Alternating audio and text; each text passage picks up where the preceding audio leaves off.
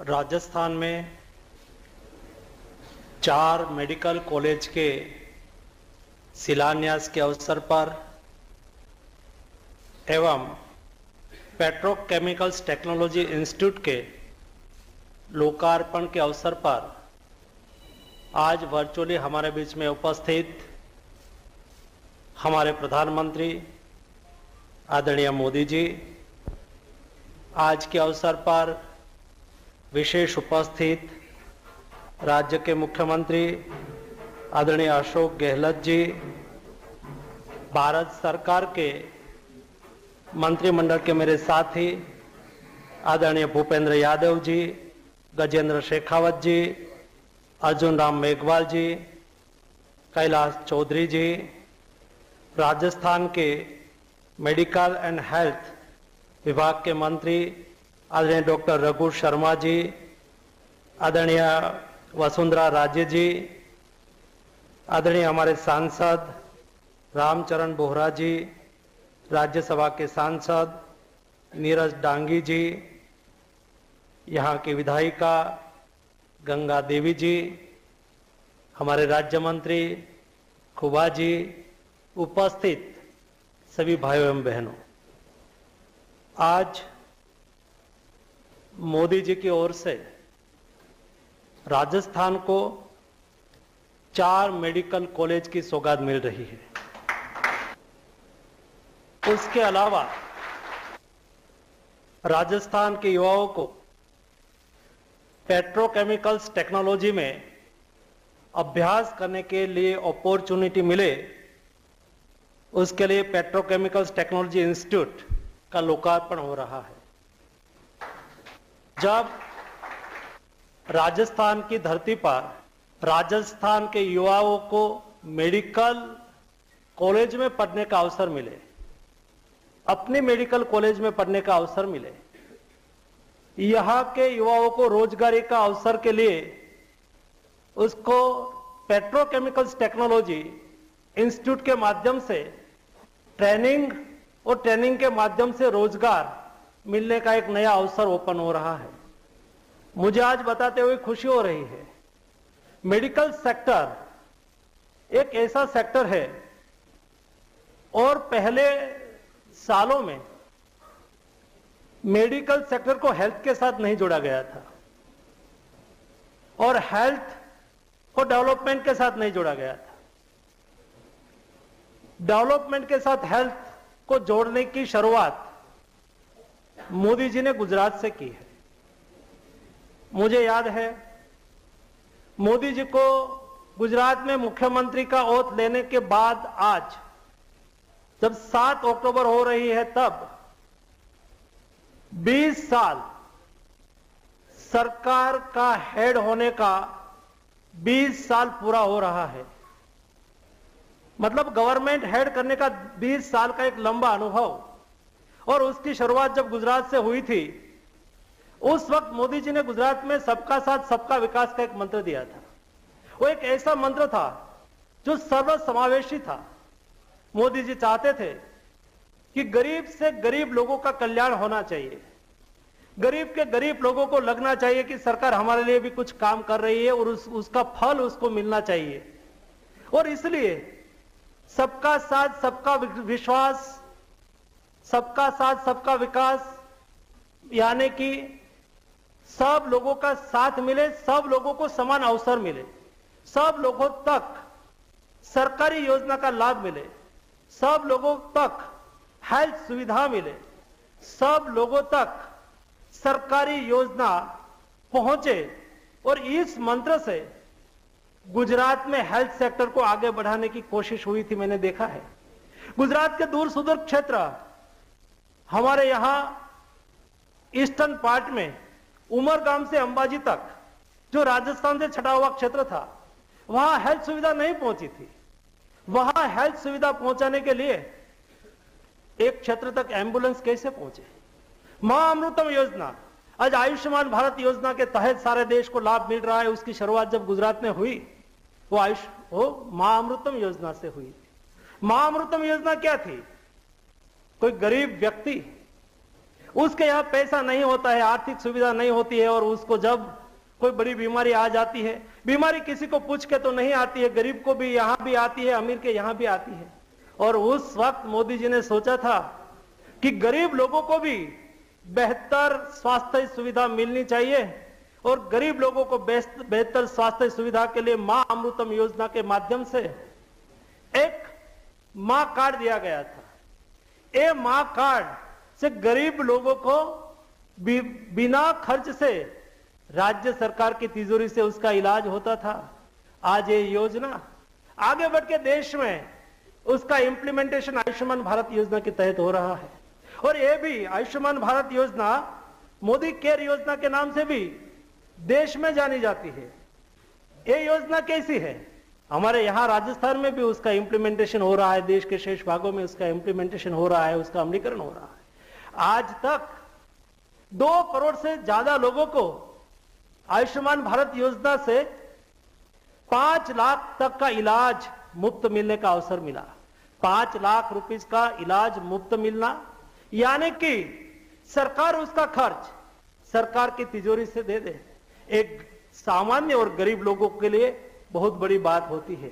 ये योजना को विस्तार करके anywhere everywhere, Modi care anywhere everywhere, यानी कि राजस्थान के कोई स्टूडेंट यहां से बेंगलोर में पढ़ता हो और उसको कोई वहां ट्रीटमेंट करानी है, और वो आयुष्मान भारत का कार्ड है, वहां उसको इलाज मिल जाएगा। एक राज्य कोई मजदूर मजदूरी के लिए दूसरे राज्य में जाते हैं और वहां रहते हैं, तो वहां भी उसके पास आयुष्मान भारत कार्ड है, उसका इलाज वहां हो जाता है।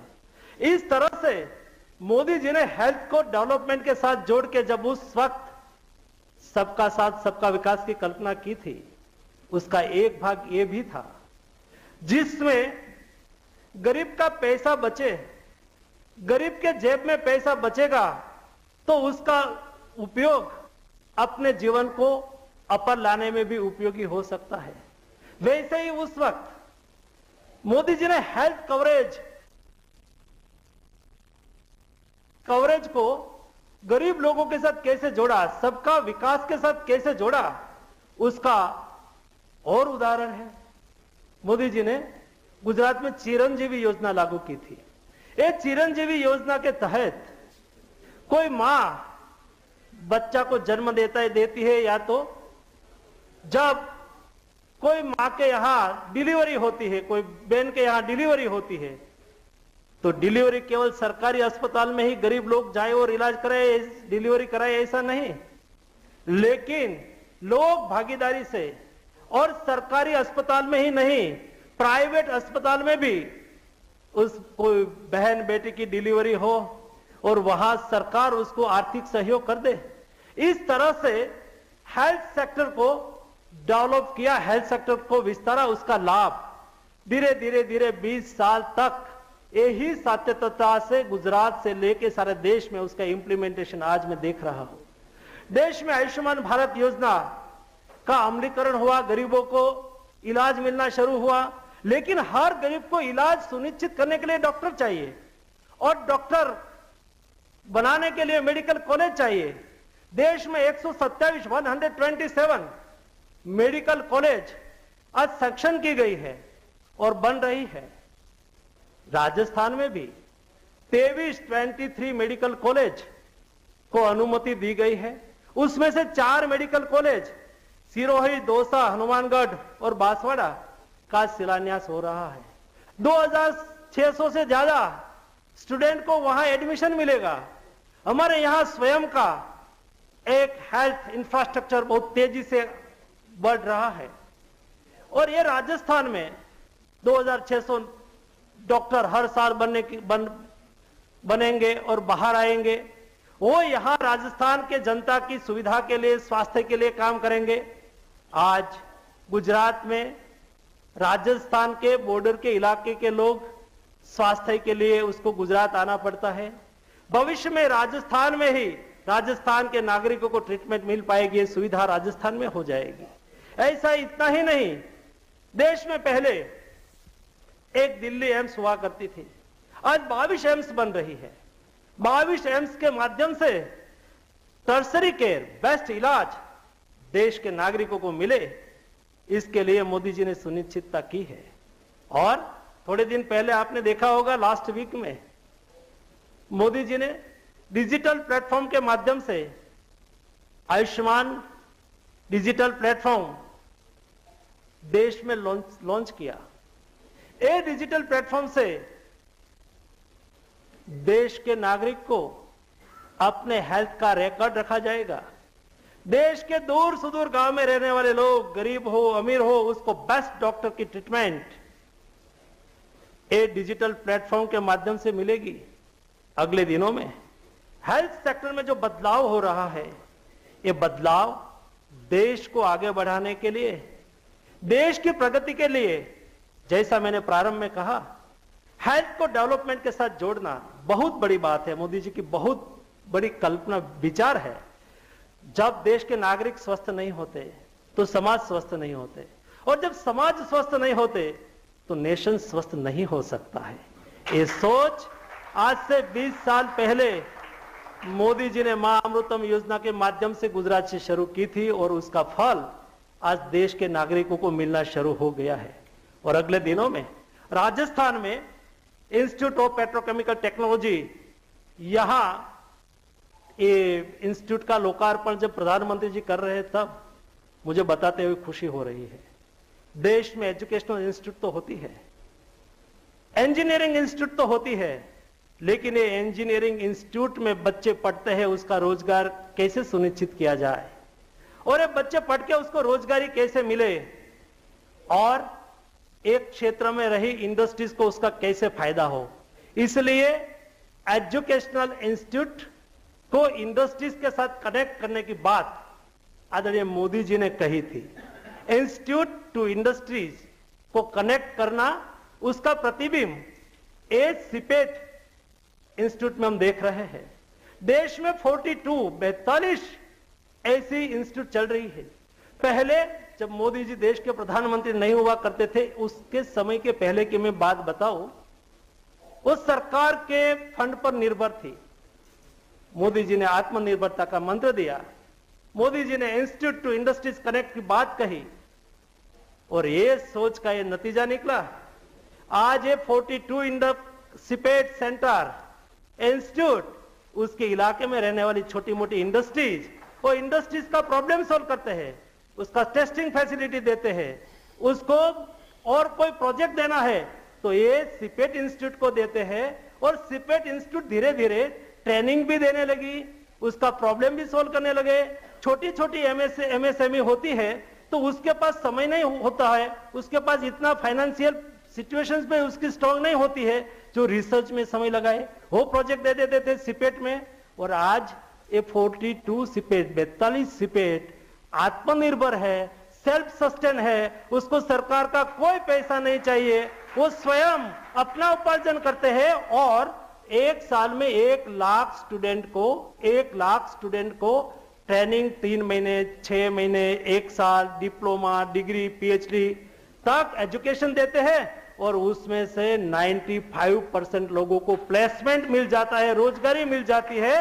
एक देश के प्रधानमंत्री जी की सोच का यह नतीजा है। आज मुझे खुशी हो रही है, राजस्थान में 4 मेडिकल कॉलेज का शिलान्यास हो रहा है, और युवाओं को रोजगारी देने वाले एक इंस्टीट्यूट का लोकार्पण हो रहा है। इस अवसर पर मैं सम्माननीय प्रधानमंत्री जी का स्वागत करता हूं, और हमारे साथ वर्चुअली जुड़े हुए सभी महानुभावों का हार्दिक हार्दिक स्वागत करता हूं।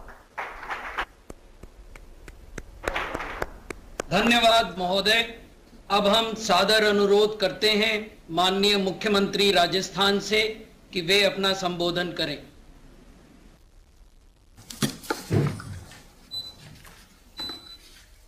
माननीय प्रधानमंत्री श्री नरेंद्र मोदी जी, माननीय राज्यपाल महोदय आदरणीय कलराज मिश्र जी, माननीय अध्यक्ष लोकसभा श्री ओम बिरला जी, मंत्री स्वास्थ्य परिवार कल्याण मंत्री मनसुख भाई मांडविया जी, डॉक्टर भारती प्रवीण पवार जी राज्य मंत्री, भगवंत स्खोबा जी राज्य मंत्री रसायन और उर्वरक, डॉक्टर रघु शर्मा जी, मंत्री चिकित्सा स्वास्थ्य विभाग, राजस्थान सरकार, प्रसादी मीणा जी, मंत्री उद्योग, श्रीमती वसुंधरा राजे जी, पूर्व मुख्यमंत्री, श्री गुलाब चंद कटारिया जी, नेता प्रतिपक्ष, स्वास्थ्य राज्य मंत्री सुभाष गर्ग जी और तमाम उपस्थित हमारे केंद्रीय व राज्य मंत्रिमंडल के सदस्यगण, माननीय सांसदगण, विधायकगण और राजस्थान सरकार और भारत सरकार के तमाम हमारे वरिष्ठ अधिकारीगण। सबसे पहले मैं माननीय प्रधानमंत्री नरेंद्र मोदी जी का हार्दिक स्वागत करता हूँ। मुझे खुशी है कि उन्होंने 4 मेडिकल कॉलेज दौसा, हनुमानगढ़, बांसवाड़ा, सिरोही के शिलान्यास करने के लिए और इंस्टीट्यूट ऑफ पेट्रोकेमिकल टेक्नोलॉजी का शुभारंभ करने के लिए प्रोग्राम बनाना है का निश्चय किया और आज हमारे बीच में हैं। मुझे बहुत खुशी है कि मेडिकल के अंदर जो जिस प्रकार से पूरे देश के अंदर एक माहौल बना है पिछले 10 साल से,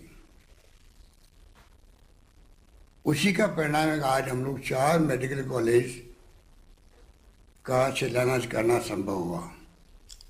और मैं प्रधानमंत्री जी से कहना चाहूँगा कि राजस्थान वो राज्य बनने जा रहा है जहाँ पर 33 जिले हैं और 30 मेडिकल कॉलेज खुलने जा रहे हैं। उसमें 15 तो चालू हो गए हैं और 15 2023 तक चालू हो जाएंगे। उसमें से 4 का आप शिलान्यास करने जा रहे हैं। अगर हम इतिहास में जाएं तो 1947 के अंदर खाली पंडित नेहरू के वक्त में खाली एक SMS जयपुर का जो है सवाई मानसिंह अस्पताल, वो मेडिकल कॉलेज खुला था। उसके बाद में लगातार जो ये फैसले हुए हैं, यूपीए गवर्नमेंट हो चाहे एनडीए गवर्नमेंट हो, ये नई सोच पैदा हुई कि हमें मेडिकल कॉलेज हर जिले में बनाना चाहिए और उसमें हम लोग बहुत आगे बढ़ रहे हैं। और मुझे खुशी है कि जिस गति से ये मेडिकल कॉलेज पूरे देश के अंदर, अभी आपके मनसुख भाई बता रहे थे, वो बातें मैं आपको रिपीट नहीं करना चाहूँगा। पर अब जो पोस्ट ग्रेजुएशन के अंदर भी सीटें बढ़ाई गई है, MBBS की सीटें बढ़ाई जा रही है, मेडिकल कॉलेज खुल रहे हैं, तो मैं समझता हूँ कि आने वाले वक्त के अंदर हमारे देश के अंदर भी मेडिकल सुविधाओं का जो विस्तार, जिसकी सोच आप हम सबकी हैं, उसमें हम लोग कामयाब हो पाएंगे। एक इस मौके पर मैं निवेदन करना चाहूँगा कि 33 में से 30 जिले में खुल रहे मेडिकल कॉलेज खोल रहे हैं, पर हमारे यहाँ 3 जिले बहुत बैकवर्ड है, जालोर, प्रतापगढ़, राजसमंद। अगर आप इस मुबारक मौके पर अगर आप सोच सके तो मैं चाहूँगा कि 3 मेडिकल कॉलेज के बारे में आप निर्णय करा सकें जो बच गए हैं, तो राजस्थान में हर जिले में एक मेडिकल कॉलेज खुल पाएगा और एक इतिहास बन जाएगा। इतिहास बनाने में आपकी आज की मुबारक मौके पर मैं समझता हूँ कि जो भूमिका है उसमें एक प्रकार से हमेशा के लिए याद रखा जाएगा। हमारे यहाँ जैसा अभी मनसुख भाई बता रहे थे कि मेडिकल में हम लोगों ने काफ़ी ध्यान दिया। शायद आपकी जानकारी में होगा कि हम लोगों ने पिछली बार सरकार हमारी थी तब हमने फ्री मेडिसिन, फ्री टेस्ट प्रारंभ किए थे और अब हमने कैंसर, किडनी व हृदय रोग के बारे में भी हमने दवाइयों का निःशुल्क व्यवस्था करी है। MRI, CT स्कैन भी हमारे यहाँ सीनियर सिटीजन्स के लिए फ्री व्यवस्था कर रखी है। आयुष्मान भारत योजना जो अपनी मेडिकल की है, उसको हमने प्रयास किया है कि इसका थोड़ा विस्तार राजस्थान में किया गया। अब राजस्थान पूरे प्रदेशवासियों को हम लोगों ने जिस प्रकार से पहले SECC और NFSA का आपने अभी भी निर्णय किया है, नेशनल फूड सिक्योरिटी एक्ट को भी शामिल कर दिया आपने, उसके लिए तो आपका धन्यवाद। और राजस्थान में एक नया प्रयोग हमने किया है कि हमने इसका और विस्तार कर दिया पूरे प्रदेशवासियों के लिए। ये 5 लाख की योजना लागू हो गई राजस्थान के अंदर, चिरंजीव के नाम से भी है। और इसका बहुत बड़ा असर है क्योंकि सोशल सिक्योरिटी एक प्रकार से टाइम आ गया, हमें उसको और ज़्यादा आगे बढ़ाना चाहिए, क्योंकि हर व्यक्ति जो है, शिक्षा व मेडिकल 2 सेक्टर ऐसे हैं जहाँ पर हर व्यक्ति को अधिक से अधिक सोशल सिक्योरिटी के माध्यम से सुविधा मिले, ये हमारा प्रयास होना चाहिए। और मैं समझता हूँ कि उस दिशा में आप आगे बढ़ रहे हैं, और मैं समझता हूँ इस दिशा में और जितना संभव होगा वो हम लोग कर पाएंगे।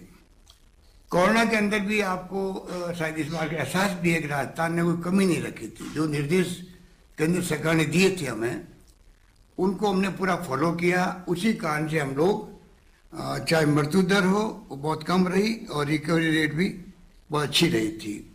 ऑक्सीजन की जो प्रॉब्लम आई थी वो भी हम लोगों ने अब जो है, अगर थर्ड वेव की संभावना जो व्यक्त की जा रही है एक्सपर्ट द्वारा, मैं उम्मीद करता हूँ कि अगर सब कुछ ठीक रहा तो हम लोगों ने अच्छी व्यवस्था कर रखी है। करीब 120 प्लांट हमने लगाए हैं ऑक्सीजन प्लांट, और 250 मेट्रिक टन जो पहले व्यवस्था थी अब 1000 मेट्रिक टन की व्यवस्था हमने कर रखी है। इस प्रकार से हमने पैकेज भी अच्छा दिया है। तो मेरा निवेदन रहेगा कि इस मेडिकल के सेक्टर में जो भारत सरकार की सोच है उसको हम लोग किस प्रकार से आगे बढ़ाएं, जिससे कि और अधिक गति के साथ में हम लोग कैसा ही स्थिति बने देश के अंदर, क्योंकि दुनिया के मुल्कों में जो विकसित राष्ट्र है, अमेरिका हो या इंग्लैंड हो, वहाँ के हालात भी आप जानते हैं किस प्रकार से है। उनको देखते हुए हम लोग कैसे हम अपनी व्यवस्था करें जिससे कि थर्ड वेव की संभावना समाप्त हो जाए। और इस दिशा में हम लोग सब जागरूक भी हैं और पब्लिक को भी बराबर आगाह करते जाते हैं।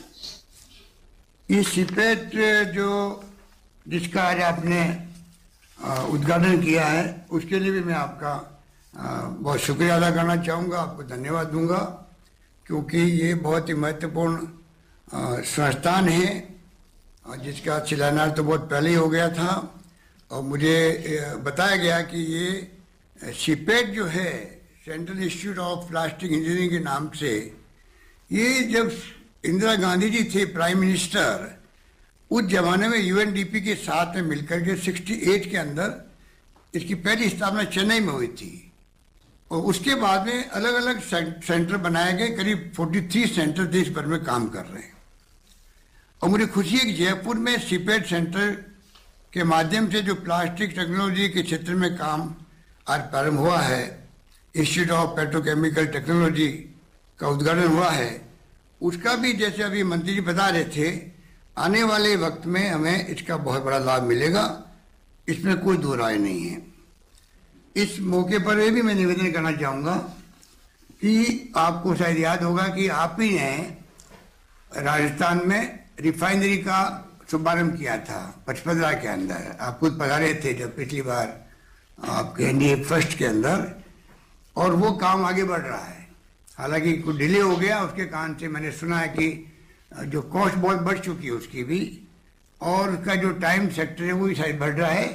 पर आज के हिसाब के उद्घाटन में जो बच्चे तैयार होंगे, मैं उम्मीद करता हूं कि उसका लाभ हमारे आने वाले वक्त में उस सेक्टर को मिलेगा जो पेट्रोकेमिकल का सेक्टर बन रहा है वहाँ साथ के अंदर। क्योंकि शायद आपको जानकारी है कि रिफाइनरी के साथ में पेट्रोकेमिकल कॉम्प्लेक्स भी साथ में है, और उसके लिए भी हम लोगों ने तैयारी पूरी कर रखी है।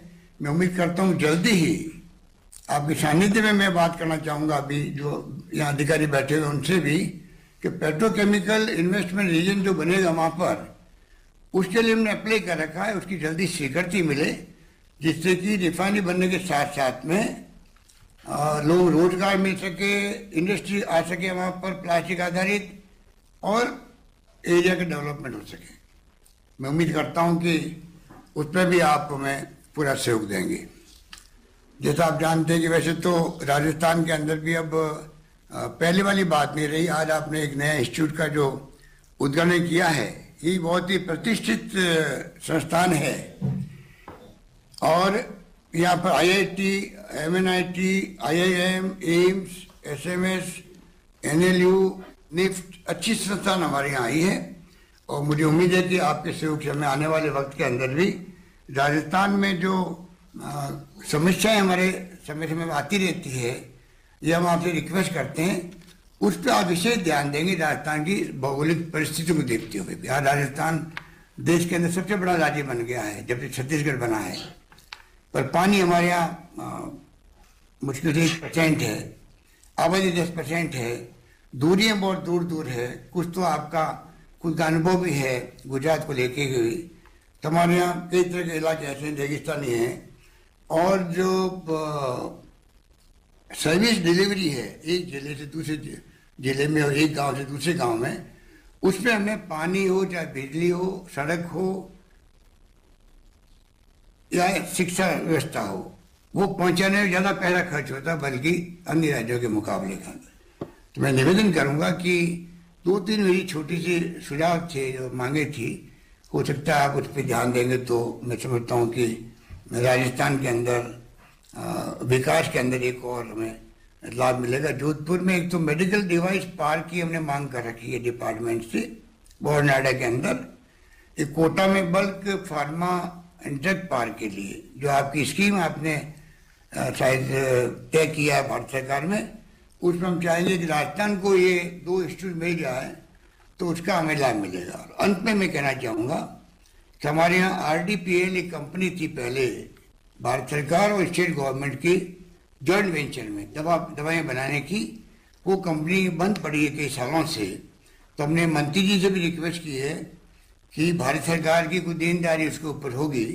अभी कोरोना के बाद में जो हालात बने हैं उस पर मैं चाहूँगा कि अगर ये उसमें कुछ सहयोग मिल जाए भारत सरकार का, जो उनकी देनदारी है वो समाप्त हो जाए और एक कंपनी रिवाइव हो जाए राजस्थान के अंदर, तो आने वाले वक्त में कैसी भी स्थिति बने, क्योंकि कोरोना में हमने महसूस किया कि किस प्रकार से दवाइयों की आवश्यकता भी होती है, उसमें हमें लाभ मिल सकता है। ये मैं आपसे मांग करना चाहूँगा और पुनः मैं अपनी ओर से राजस्थान प्रदेश की जनता की ओर से मैं आपका हार्दिक स्वागत करता हूँ कि आपने मेडिकल कॉलेजेस 4 जिसका शिलान्यास करना आपने तय किया और एक और इंस्टीट्यूट जो अपनी प्रतिष्ठा बनाए हुए हैं इसको भी आपने चिपेट के इंस्टीट्यूट ऑफ पेट्रोकेमिकल टेक्नोलॉजी का शुभारंभ करने का आपने निर्णय किया, उसके लिए मैं आपका आभारी हूँ। धन्यवाद। जय हिंद। धन्यवाद। धन्यवाद महोदय। अब माननीय स्पीकर महोदय लोकसभा से सादर अनुरोध है कि वे अपने उद्बोधन से हमें अनुग्रहित करें।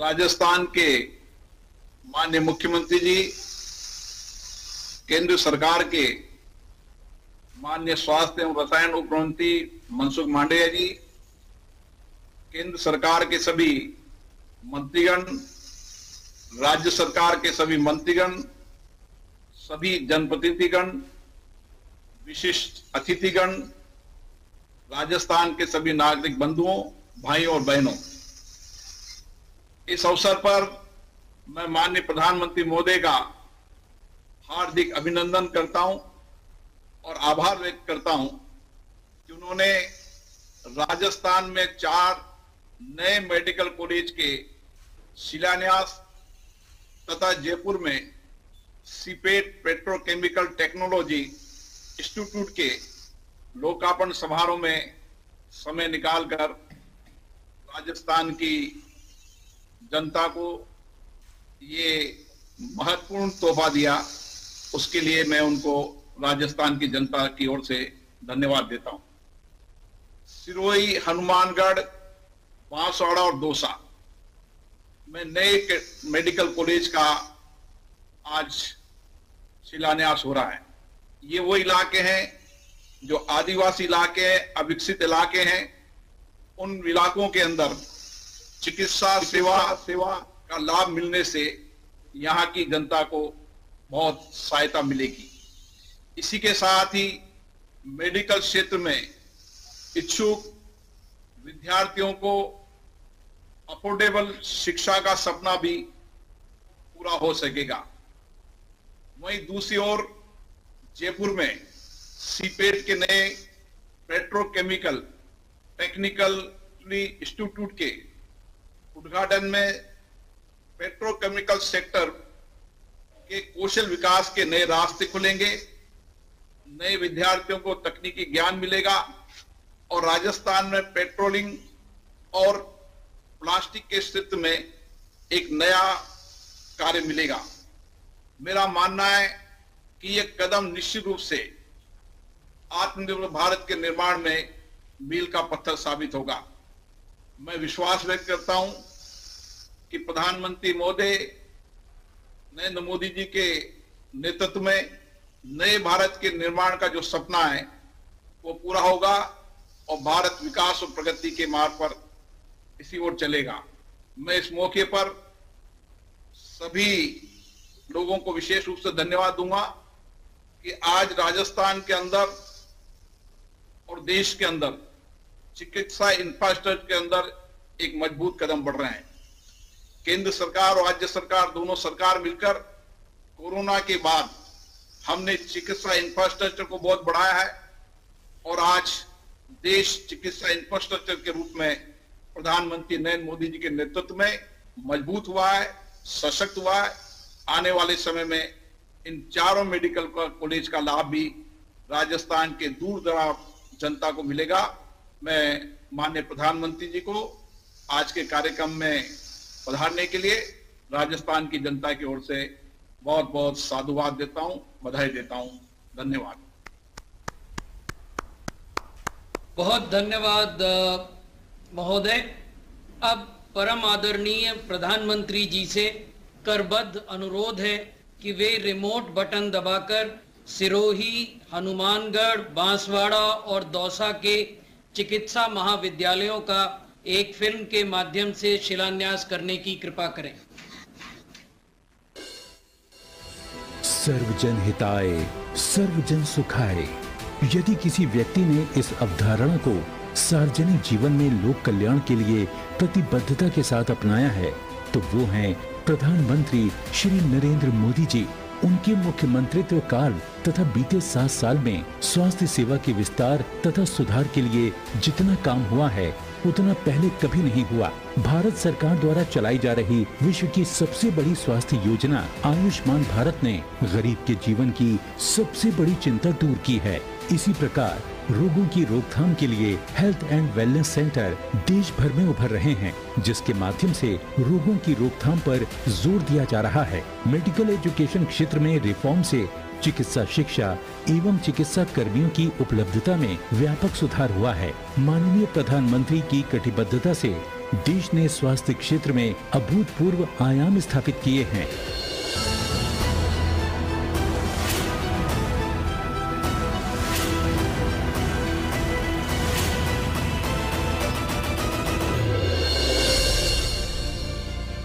किसी भी देश में स्वास्थ्य सेवाओं को उपलब्ध कराने के लिए एक बहुत बुनियादी जरूरत है चिकित्सकों और पैरामेडिकल स्टाफ की उपलब्धता की।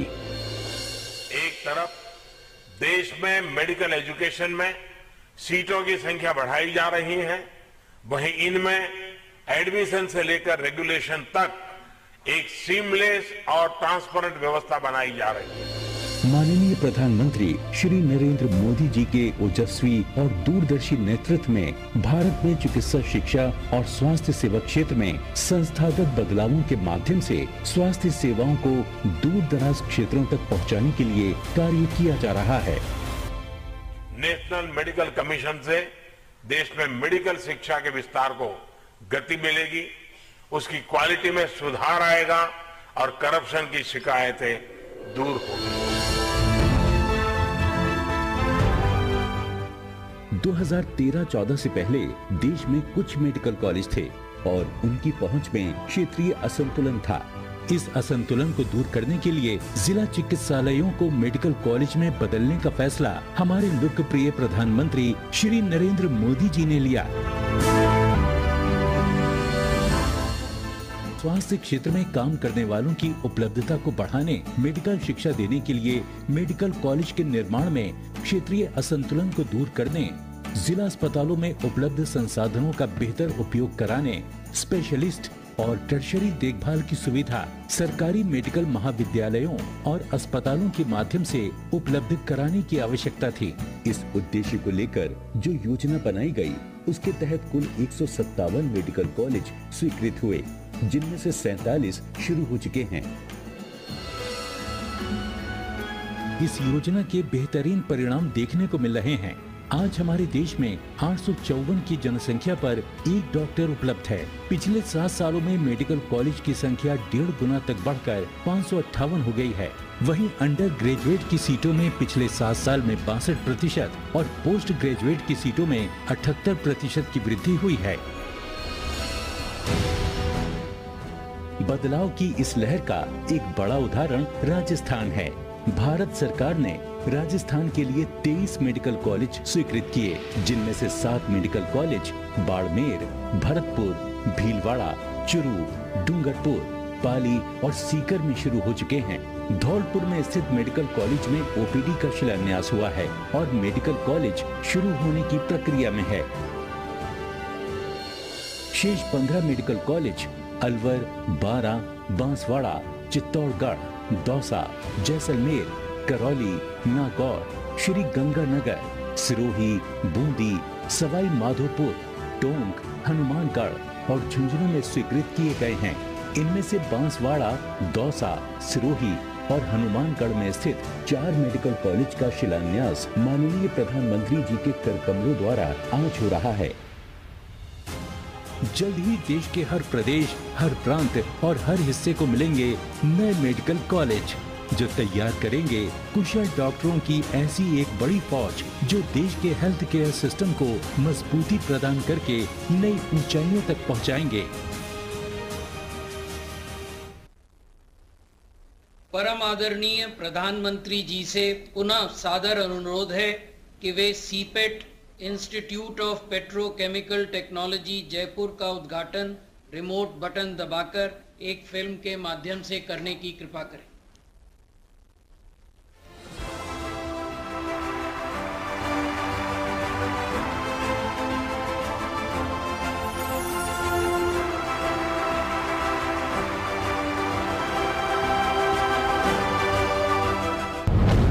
वर्ष यानी 2 दशक।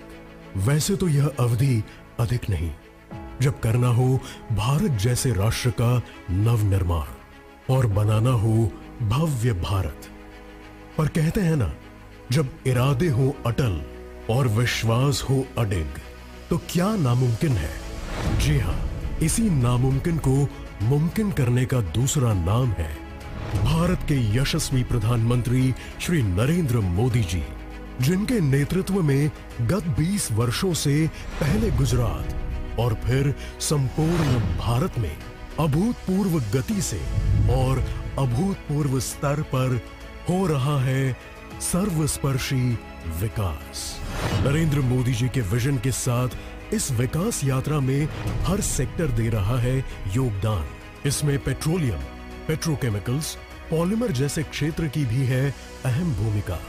गुजरात में मुख्यमंत्री के तौर पर पेट्रोलियम यूनिवर्सिटी की पहल से लेकर घाटे में दबी सीपेट संस्था को इंडस्ट्री कनेक्ट के विचार के साथ रेवेन्यू जनरेटर बनाने तक, ऐसे सभी कदम माननीय प्रधानमंत्री जी के दूरदर्शी प्रयासों का है नतीजा। गत 7 सालों में ease of doing business, tax और labour reform, national infrastructure pipeline, ethanol blending जैसे कई कदमों से पेट्रोलियम, पेट्रोकेमिकल सेक्टर लगातार हुआ है मजबूत। ऐसे ही प्रयासों का परिणाम है कि आज आत्मनिर्भर भारत की मिसाल बनकर उभरा है सीपेट। इंडस्ट्री के स्किल वर्कर की जरूरतें और रोजगार का माध्यम बना सीपेट आज 1850 करोड़ रुपए का दे रहा है राजस्व। गत 6 वर्षों में 12 नए सीपेट केंद्र देश को मिले हैं, जो पॉलीमर फॉर पीपल के संकल्प के साथ लोगों की ईज ऑफ लिविंग बढ़ाने में दे रहे हैं योगदान। कोरोना महामारी के समय पीपीई किट, मास्क आदि की आपूर्ति सुनिश्चित कर सीपेट ने आयात निर्भरता से आत्मनिर्भरता की ओर बढ़ने में की है मदद। एक नए आत्मविश्वास से भरे सीपेट ने 2024 तक पेट्रोकेमिकल्स इंडस्ट्रीज को 5 लाख स्किल मैन पावर देने का रखा है लक्ष्य। आज जयपुर में इंस्टीट्यूट ऑफ पेट्रोकेमिकल्स टेक्नोलॉजी यानी आईपीटी जयपुर के रूप में सीपेट का एक नया केंद्र राष्ट्र को मिल रहा है। IPT Jaipur polymer science, engineering और पेट्रोकेमिकल्स के क्षेत्र में नवाचार को करेगा प्रेरित। हर साल 1000 से अधिक विद्यार्थी ग्रेजुएट, पोस्ट ग्रेजुएट एवं पीएचडी जैसे प्रोग्राम से यहां करेंगे अपने सपने साकार। इसका विशेष लाभ मिलेगा राजस्थान के युवा और साथ ही औद्योगिक इकाइयों को। प्लास्टिक वेस्ट मैनेजमेंट के प्रधानमंत्री जी के विजन को आगे ले जाने के लिए इस केंद्र में रिसर्च को दिया जाएगा बढ़ावा। स्टार्टअप, स्किल इंडिया एवं मेक इन इंडिया जैसे अभियानों को अप्लाइड रिसर्च द्वारा आईपीटी जयपुर देगा नई मजबूती।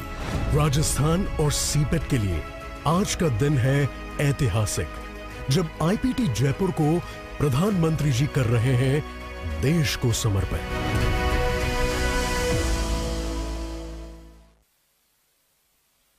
अब परम आदरणीय प्रधानमंत्री जी से अनुरोध है कि वे अपने आशीर्वचनों से हम सबका मार्गदर्शन करें।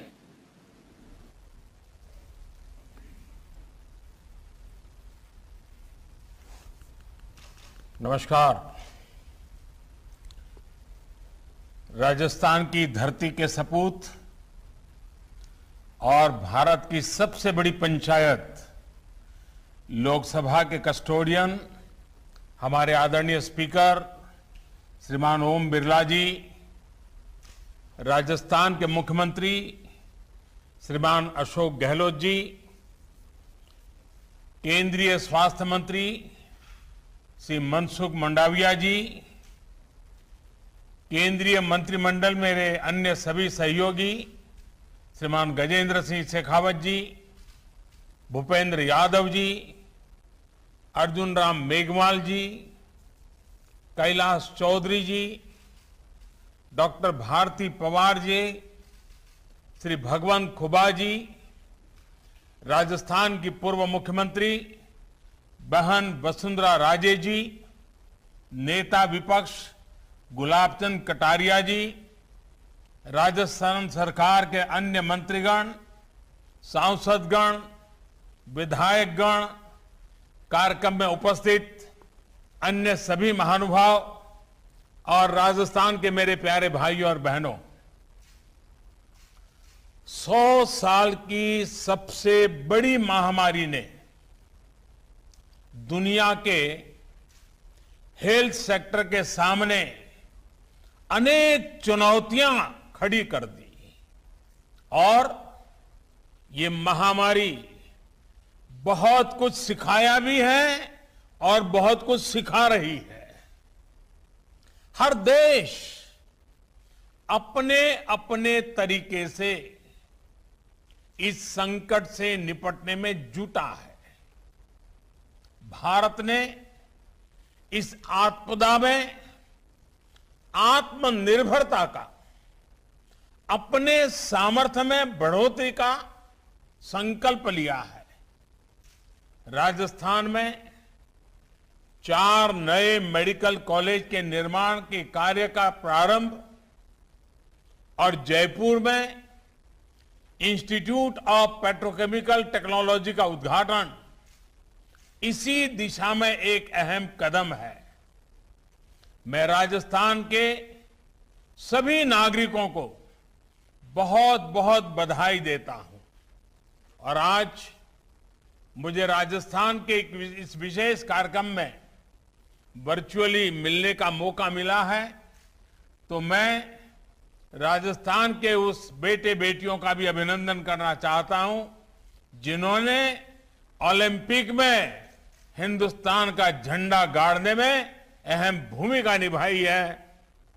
वैसे मेरे राजस्थान के बेटे बेटियों को भी मैं आज फिर से एक बार बधाई देना चाहता हूं। आज जब ये कार्यक्रम हो रहा है तब जयपुर सहित देश के 10 सीपेट सेंटर्स में प्लास्टिक और उससे जुड़े वेस्ट मैनेजमेंट रूल्स को लेकर जागरूकता कार्यक्रम भी चल रहा है। इस पहल के लिए भी मैं देश के सभी गणमान्य नागरिकों को बहुत बहुत शुभकामनाएं देता हूं। भाइयों और बहनों, साल 2014 के बाद से राजस्थान में 23 नए मेडिकल कॉलेजों के लिए केंद्र सरकार ने स्वीकृति दी थी।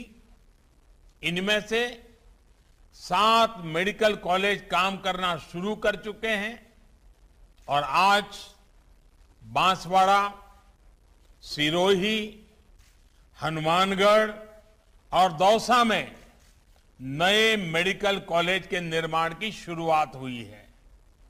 मैं इन क्षेत्रों के लोगों को बहुत बहुत बधाई देता हूं। मैंने देखा है यहां के जो जनप्रतिनिधि रहे हैं, हमारे माननीय सांसद हैं, उनसे जब भी मुलाकात होती थी तो वो बताते थे कि मेडिकल कॉलेज बनने से कितना फायदा होगा। चाहे सांसद मेरे मित्र भाई कनकमल कटारा जी हो, हमारी सीनियर एमपी बहन जसकौर मीणा जी हो, मेरे बहुत पुराने साथी भाई निहाल चंद चौहान जी हो, या हमारे आधे गुजराती आधे राजस्थानी ऐसे भाई देवजी पटेल हो, आप सभी राजस्थान में मेडिकल इंफ्रा को लेकर काफी जागरूक रहे हैं। मुझे विश्वास है इन नए मेडिकल कॉलेज का निर्माण राज्य सरकार के सहयोग से समय पर पूरा होगा। साथियों, हम सभी ने देखा है कि कुछ दशक पहले देश की मेडिकल व्यवस्थाओं का क्या हाल था। 2001 में, आज से 20 साल पहले, जब मुझे गुजरात ने मुख्यमंत्री के तौर पर सेवा का अवसर दिया तो हेल्थ सेक्टर की स्थिति वहां की भी बहुत चुनौतियों से भरी हुई थी। चाहे वो मेडिकल इंफ्रास्ट्रक्चर हो, मेडिकल शिक्षा हो या फिर इलाज की सुविधाएं हो, हर पहलू पर तेजी से काम करने की जरूरत थी। हमने चुनौती को स्वीकारा और मिलकर स्थितियों को बदलने की कोशिश की। गुजरात में उस समय मुख्यमंत्री अमृतम योजना के तहत गरीब परिवारों को 2 लाख रुपए तक के मुफ्त इलाज की सुविधा शुरू की गई थी। गर्भवती महिलाओं को अस्पतालों में डिलीवरी के लिए चिरंजीवी योजना के तहत प्रोत्साहित किया गया, जिससे माताओं और बच्चों का जीवन बचाने में बहुत अधिक सफलता मिली। मेडिकल शिक्षा के मामले में भी बीते 2 दशकों के अथक प्रयासों से गुजरात ने मेडिकल सीटों में लगभग 6 गुना वृद्धि दर्ज की है। साथियों, मुख्यमंत्री के रूप में देश के हेल्थ सेक्टर की जो कमियां मुझे अनुभव होती थी, बीते 6-7 सालों से उनको दूर करने की निरंतर कोशिश की जा रही है। और हम सबको मालूम है, हमारा संविधान के तहत जो फेडरल स्ट्रक्चर की व्यवस्था है, उसमें हेल्थ ये राज्य का विषय है, राज्य की जिम्मेवारी है। लेकिन मैं राज्य का मुख्यमंत्री रहा लंबे समय तक, तो क्या कठिनाइयां हैं वो मुझे मालूम थी। तो मैंने भारत सरकार में आकर के, भले दायित्व राज्य का हो तो भी उसमें बहुत सारे काम करने चाहिए भारत सरकार ने, और उस दिशा में हमने प्रयास शुरू किया। हमारे यहां एक बड़ी समस्या ये थी कि देश का हेल्थ सिस्टम बहुत ही अधिक टुकड़ों में बटा हुआ था। अलग अलग राज्यों के मेडिकल सिस्टम में राष्ट्रीय स्तर पर कनेक्टिविटी और कलेक्टिव अप्रोच का अभाव था। भारत जैसे देश में जहां बेहतर स्वास्थ्य सुविधाएं राज्य की राजधानियां या कुछ मेट्रो सिटी तक ही सीमित थी, जहां गरीब परिवार रोजगार के लिए एक राज्य से दूसरे राज्य जाते हैं, वहां राज्य की सीमाओं तक सिमटी स्वास्थ्य योजनाओं से बहुत लाभ नहीं हो पा रहा था। इसी प्रकार प्राइमरी हेल्थ केयर और बड़े अस्पतालों में भी एक बहुत बड़ा गैप नजर आता था। हमारी पारंपरिक चिकित्सा पद्धति और आधुनिक चिकित्सा पद्धति के बीच भी तालमेल की कमी थी। गवर्नेंस की इन कमियों को दूर किया जाना बहुत जरूरी था। देश के स्वास्थ्य सेक्टर को ट्रांसफॉर्म करने के लिए हमने एक राष्ट्रीय अप्रोच, एक नई राष्ट्रीय स्वास्थ्य नीति पर काम किया। स्वच्छ भारत अभियान से लेकर आयुष्मान भारत और अब आयुष्मान भारत डिजिटल मिशन तक ऐसे अनेक प्रयास इसी का हिस्सा है। आयुष्मान भारत योजना से ही अभी तक राजस्थान के लगभग 3.5 लाख लोगों का मुफ्त इलाज हो चुका है। गांव देहात में स्वास्थ्य सुविधाओं को मजबूत करने वाले लगभग 2,500 हेल्थ एंड वेलनेस सेंटर आज राजस्थान में काम करना शुरू कर चुके हैं। सरकार का जोर प्रिवेंटिव हेल्थ केयर पर भी है। हमने नया आयुष मंत्रालय तो बनाया ही है, आयुर्वेद और योग को भी निरंतर बढ़ावा दे रहे हैं। भाइयों और बहनों, एक और बड़ी समस्या मेडिकल इंफ्रास्ट्रक्चर के निर्माण की धीमी गति की भी रही है। चाहे एम्स हो, मेडिकल कॉलेज हो या फिर एम्स जैसे सुपर स्पेशलिटी अस्पताल हो, इनका नेटवर्क देश के कोने कोने तक तेजी से फैलाना बहुत जरूरी है।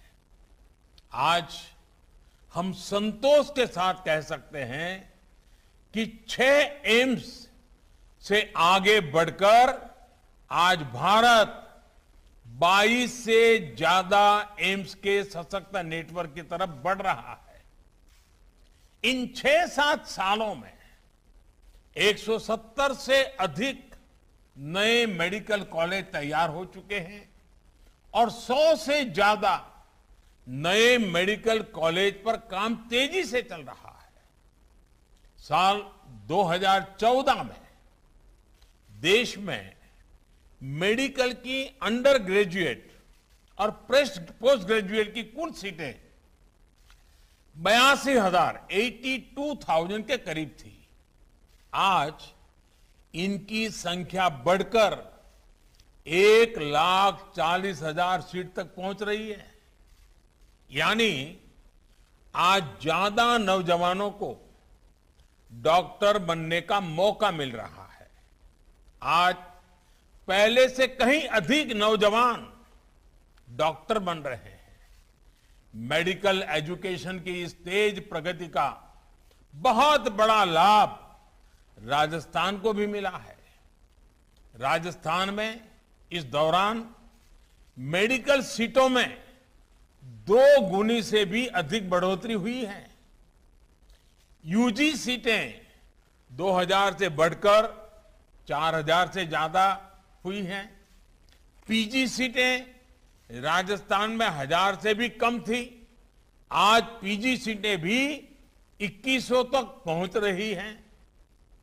भाई और बहनों, आज देश में प्रयास ये है कि हर जिले में एक मेडिकल कॉलेज या फिर पोस्ट ग्रेजुएट मेडिकल एजुकेशन देने वाला कम से कम एक संस्थान जरूर हो। इसके लिए मेडिकल शिक्षा से जुड़ी गवर्नेंस से लेकर दूसरी नीतियां, कानूनों, संस्थानों में बीते वर्षों के दौरान बड़े रिफॉर्म्स किए गए हैं। हमने देखा है कि पहले जो medical council of India MCI थी, किस तरह उसके फैसलों पर सवाल उठते थे, भांति भांति के आरोप लगते थे। पार्लियामेंट में भी घंटों उसकी बहस होती थी। पारदर्शिता के विषय में सवालिया निशान आते थे। इसका बहुत बड़ा प्रभाव देश में मेडिकल शिक्षा की क्वालिटी और हेल्थ सर्विसेज की डिलीवरी पर पड़ा रहा। बरसों से हर सरकार सोचती थी कुछ करना चाहिए, बदलाव करना चाहिए, कुछ निर्णय करना चाहिए, लेकिन नहीं हो पा रहा था। मुझे भी ये काम करने में बहुत मुश्किलें आई। संसद में पिछली सरकार के समय करना चाहता था, नहीं कर पाता था। इतने ग्रुप, इतने बड़े अड़ंगे डालते थे, बड़ी मुसीबतों से आखिरकार हुआ। हमें भी इसे ठीक करने के लिए बहुत मशक्कत करनी पड़ी है। अब इन व्यवस्थाओं का दायित्व नेशनल मेडिकल कमीशन के पास है। इसका बहुत बेहतर प्रभाव देश के हेल्थ केयर, ह्यूमन रिसोर्स और हेल्थ सर्विसेज पर दिखना शुरू हो गया है। साथियों, दशकों पुराने हेल्थ सिस्टम में आज की आवश्यकताओं के अनुसार बदलाव जरूरी है। मेडिकल एजुकेशन और हेल्थ सर्विस डिलीवरी में जो गैप था, उसको लगातार कम किया जा रहा है। बड़े अस्पताल, चाहे वो सरकारी हो या प्राइवेट, उनके संसाधनों का नए डॉक्टर, नए पैरामेडिक तैयार करने में ज्यादा से ज्यादा उपयोग हो, इस पर सरकार का बहुत जोर है। 3-4 दिन पहले शुरू हुआ आयुष्मान भारत डिजिटल मिशन देश के कोने कोने तक स्वास्थ्य सेवाओं को पहुंचाने में बहुत मदद करेगा। अच्छे अस्पताल, टेस्टिंग लैब्स, फार्मेसी, डॉक्टरों से अपॉइंटमेंट, सभी एक क्लिक पर होगा। इससे मरीजों को अपना हेल्थ रिकॉर्ड संभाल कर रखने की भी एक सुविधा मिल जाएगी। भाइयों और बहनों, स्वास्थ्य सेवा से जुड़ी स्किल्ड मैन पावर का सीधा असर प्रभावी स्वास्थ्य सेवाओं पर होता है। इसे हमने इस कोरोना काल में और ज्यादा महसूस किया है। केंद्र सरकार के सबको वैक्सीन, मुफ्त वैक्सीन अभियान की सफलता इसी का प्रतिबिंब है। आज भारत में कोरोना वैक्सीन की 88 करोड़ से अधिक डोज लग चुकी है। राजस्थान में भी 5 करोड़ से अधिक वैक्सीन डोज लग चुकी है। हजारों सेंटर्स पर हमारे डॉक्टर्स, नर्सेज, मेडिकल स्टाफ लगातार वैक्सीनेशन करने में जुटे हैं। मेडिकल क्षेत्र में देश का ये सामर्थ्य हमें और बढ़ाना है। गांव और गरीब परिवारों से आने वाले युवाओं के लिए सिर्फ अंग्रेजी भाषा में मेडिकल और टेक्निकल एजुकेशन की पढ़ाई एक और बाधा रही है। अब नई राष्ट्रीय शिक्षा नीति के तहत हिंदी और दूसरी भारतीय भाषाओं में मेडिकल की पढ़ाई का भी मार्ग बना है। राजस्थान के गांव की गरीब परिवार की माताओं ने अपनी संतानों के लिए जो सपने देखे हैं, वो अब और आसानी से पूरे होंगे। गरीब का बेटा भी, गरीब की बेटी भी, जिसको अंग्रेजी स्कूल में पढ़ने का मौका नहीं मिला है, वो भी अब डॉक्टर बनकर के मानवता की सेवा करेगी। आवश्यक ये भी है कि मेडिकल शिक्षा से जुड़े अवसर समाज के हर हिस्से, हर वर्ग को समान रूप से मिले। मेडिकल शिक्षा में ओबीसी और आर्थिक रूप से कमजोर सामान्य वर्ग के युवाओं को आरक्षण देने के पीछे भी यही भावना है।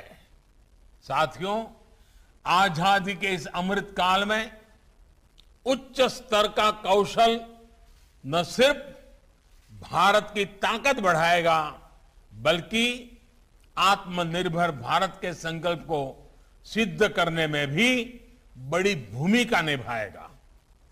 सबसे तेजी से विकसित हो रहे उद्योगों में से एक पेट्रोकेमिकल इंडस्ट्री के लिए स्किल्ड मैन पावर आज की आवश्यकता है। राजस्थान का नया इंस्टीट्यूट ऑफ पेट्रोकेमिकल टेक्नोलॉजी इस क्षेत्र में हर साल सैकड़ों युवाओं को नई संभावनाओं से जोड़ेगा। पेट्रोकेमिकल्स का उपयोग आजकल एग्रीकल्चर, हेल्थ केयर और ऑटोमोबाइल इंडस्ट्री से लेकर जीवन के अनेक हिस्सों में बढ़ रहा है। इसलिए स्किल युवाओं के लिए आने वाले वर्षों में रोजगार के अनेक अवसर बनने वाले हैं। साथियों, आज जब हम इस पेट्रोकेमिकल संस्थान का उद्घाटन कर रहे हैं तो मुझे 13-14 साल पहले के वो दिन भी याद आ रहे हैं जब गुजरात के मुख्यमंत्री के रूप में गुजरात में हमने पेट्रोलियम यूनिवर्सिटी के आइडिया पर काम शुरू किया था। तब कुछ लोग इस आइडिया पर हंसते थे कि आखिर इस यूनिवर्सिटी की जरूरत क्या है, यह क्या कर पाएगी, इसमें पढ़ने के लिए छात्र छात्राएं कहां से आएंगे। लेकिन हमने इस आइडिया को ड्रॉप नहीं किया। राजधानी गांधीनगर में जमीन तलाशी गई और फिर Pandit Deendayal petroleum university PDPU इसकी शुरुआत हुई। बहुत ही कम समय में PDPU ने दिखा दिया है कि उसका सामर्थ्य क्या है। पूरे देश के विद्यार्थियों में वहां पढ़ने की होड़ लग गई। अब इस यूनिवर्सिटी के विजन का और विस्तार हो चुका है। अब ये Pandit Deendayal energy university PDEU के रूप में जानी जाती है। इसी तरह के संस्थान अब भारत के युवाओं को क्लीन एनर्जी के लिए, इनोवेटिव सॉल्यूशंस के लिए आविष्कार का मार्ग दिखा रहे हैं, उनकी एक्सपर्टीज बढ़ा रहे हैं। साथियों, बाड़मेर में राजस्थान रिफाइनरी प्रोजेक्ट पर भी तेजी से काम जारी है। इस प्रोजेक्ट पर 70,000 करोड़ रुपए से ज्यादा का निवेश किया जा रहा है। इंस्टीट्यूट ऑफ पेट्रोकेमिकल टेक्नोलॉजी से पढ़कर निकलने वाले प्रोफेशनल्स के लिए ये प्रोजेक्ट बहुत से नए मौके बनाएगा। राजस्थान में जो सिटी गैस डिस्ट्रीब्यूशन का काम हो रहा है, उसमें भी युवाओं के लिए बहुत संभावनाएं हैं। 2014 तक राजस्थान के सिर्फ एक शहर में सिटी गैस डिस्ट्रीब्यूशन की मंजूरी थी। आज राजस्थान के 17 जिले सिटी गैस डिस्ट्रीब्यूशन नेटवर्क के लिए अधिकृत किए जा चुके हैं। आने वाले वर्षों में राज्य के हर जिले में पाइप से गैस पहुंचाने का नेटवर्क होगा। भाइयों और बहनों, राजस्थान का एक बड़ा हिस्सा रेगिस्तानी तो है ही, सीमावर्ती भी है। कठिन भौगोलिक परिस्थितियों के कारण हमारी माताएं बहनें बहुत सी चुनौतियों का सामना करती रही है। अनेक वर्षों तक मैं राजस्थान के दूर दराज के क्षेत्रों में आता जाता रहा। मैंने देखा है कि शौचालय, बिजली और गैस कनेक्शन के अभाव में माताओं बहनों को कितनी मुश्किलें आती थी।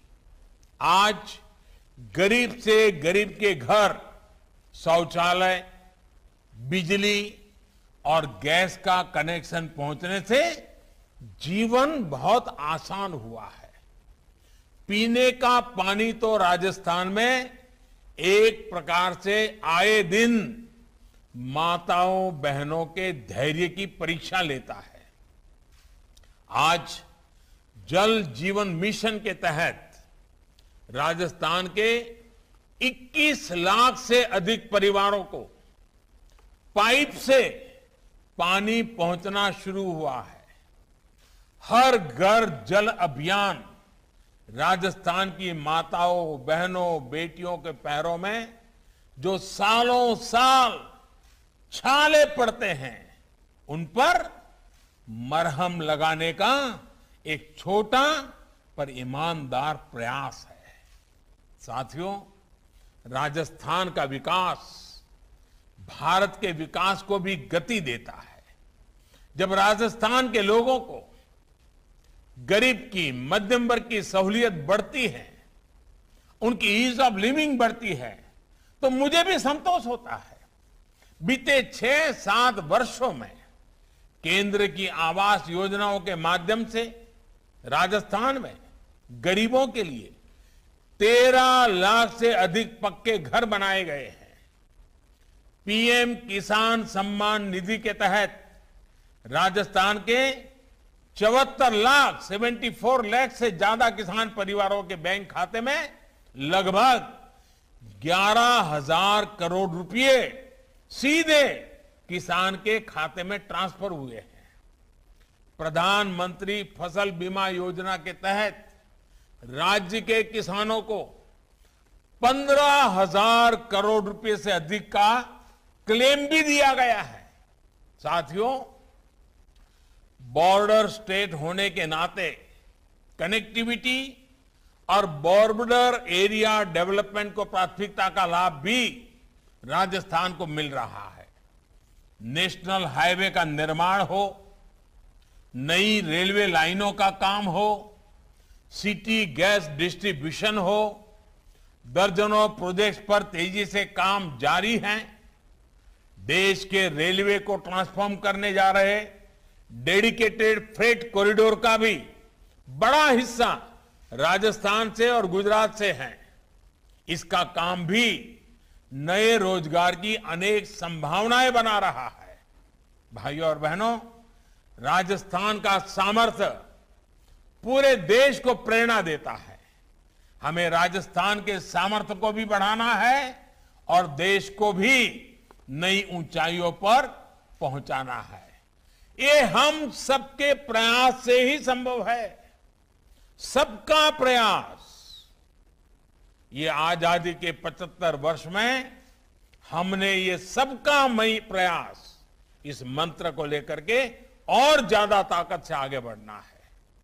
भारत की आजादी का यह अमृत काल राजस्थान के विकास का भी स्वर्णिम काल बने, ये हमारी शुभकामनाएं हैं। और अभी जब मैं राजस्थान के मुख्यमंत्री जी को सुन रहा था तो उन्होंने एक लंबी सूची कामों की बता दी। मैं राजस्थान के मुख्यमंत्री जी का धन्यवाद करता हूं कि उनका मुझ पर इतना भरोसा है। और लोकतंत्र में यही बहुत बड़ी ताकत है। उनकी राजनीतिक विचारधारा पार्टी अलग है, मेरी राजनीतिक विचारधारा पार्टी अलग है, लेकिन अशोक जी का मुझ पे जो भरोसा है, उसी के कारण आज उन्होंने दिल खोल करके बहुत सी बातें रखी हैं। ये दोस्ती, ये विश्वास, ये भरोसा, ये लोकतंत्र की बहुत बड़ी ताकत है। मैं फिर एक बार राजस्थान के लोगों का हृदय से अभिनंदन करता हूं, बहुत बहुत बधाई देता हूं। धन्यवाद। हम परम आदरणीय प्रधानमंत्री जी का और आप सभी महानुभावों का इस कार्यक्रम में सम्मिलित होने के लिए हृदय से धन्यवाद ज्ञापन करते हैं। बहुत बहुत धन्यवाद।